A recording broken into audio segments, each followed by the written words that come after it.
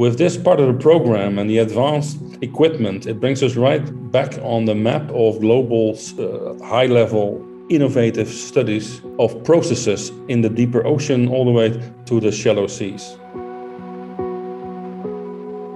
Our research project is actually part of a larger project where we are renewing the Dutch research fleet. We are now right there to basically look at the tenders of the different companies that are offering all the equipment that is part of the subsidy.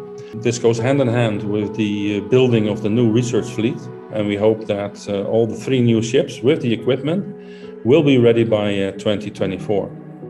Well, the Netherlands, in terms of marine research, was always on the forefront, on the global forefront of innovative research. And with this subsidy, with this program, we can actually maintain and perhaps even expand our leading role in global oceanography.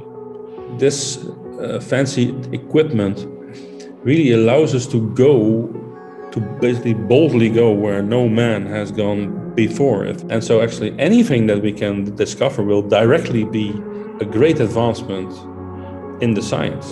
From microbes all the way to the large-scale picture of ocean circulation and therefore also climate change. It is very, very, very important that this is actually happening.